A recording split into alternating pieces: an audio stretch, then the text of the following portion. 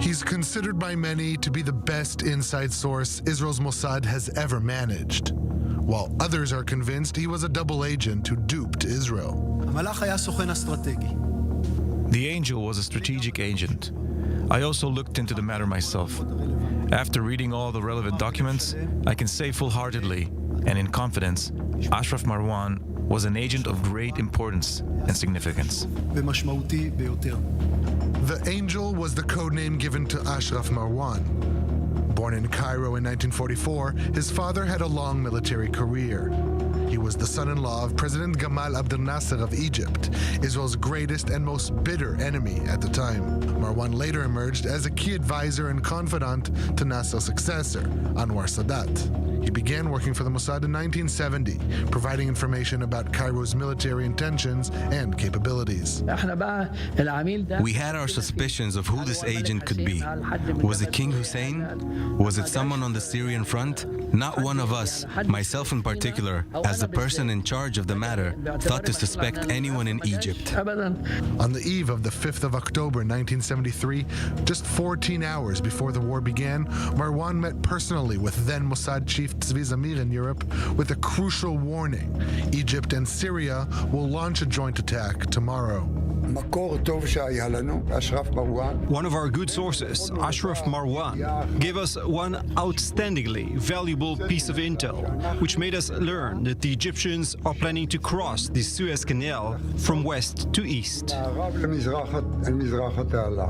of the 50th anniversary of the Yom Kippur War, earlier this month the Mossad declassified a transcript of that dramatic conversation. At 1:45 in a London safe house, Marwan spent nearly 3 hours telling his Mossad handler Dubi and Zamir how the war was imminent. Marwan, let's talk about the war. Zamir, what about the war? Marwan, there's a 99% chance that the war will start tomorrow, on Saturday. Zamir, how will the war start? It will start simultaneously from both sides, the Egyptian and Syrian. This was planned 6 months ago. Are they planning to cross the Suez Canal? Yes. What's the plan? To violate the ceasefire with artillery and air force and then to cross the canal. Has the military received any orders? Yes. Will the war start during the day or at night, before the evening? How big is the force that will cross the canal? The majority of the Egyptian army will cross the canal. Nearly the entire military is currently amassed on the front. We have two assessments. Either you know everything and are confident that you will destroy the Egyptian army, or you are too stupid and don't know what's going on and how bad it is. How long will the war last? The president is planning for a long war. In the over 100 secret meetings with his Mossad handler, Marwan was never asked about his motives. It is believed he was driven by a range of incentives: the money, admiration for the Mossad, personal frustration, and a desire for revenge.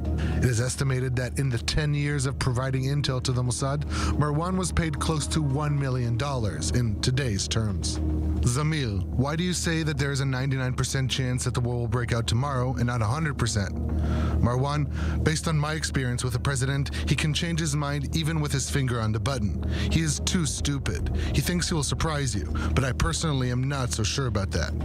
Zamir, are you certain that the Syrians will be with you? Marwan, personally I'm not sure, but the president is certain that Assad is with us. That's because in his eyes, this is the only opportunity for war. What are the objectives of the Syrians? As I stated, to conquer the Golan Heights. They have 200,000 soldiers on the front lines. Will the Jordanians take part? No, only the Egyptians and the Syrians. What is the logic of all this? How do you explain it? There is no logic. I'm the only one arguing about this. They could still get rid of me.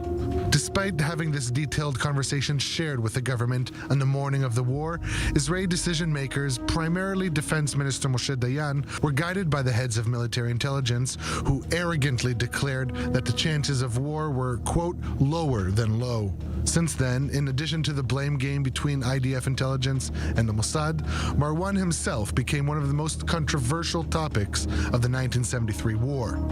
Was he indeed a Mossad agent or a double agent who played Israel for a fool? Over the years, there have been claims that the angel was a double agent. These claims were intensively checked before the war by a joint IDF-Mossad team, and again after the war, and the same conclusions were reached. But we may never get a definitive answer to that question. On June 27, 2007, Marwan's body was found in a rose garden below his fifth-floor upscale London apartment. Whether he fell or was pushed by someone has never been definitively determined. And so, while the primary motive for helping Israel will probably never be known, on one thing there is no dispute. Ashraf Marwan is considered a national hero in both Egypt and Israel. And few agents in the history of the Mossad provided it with valuable information to Israel's security as the Angel did.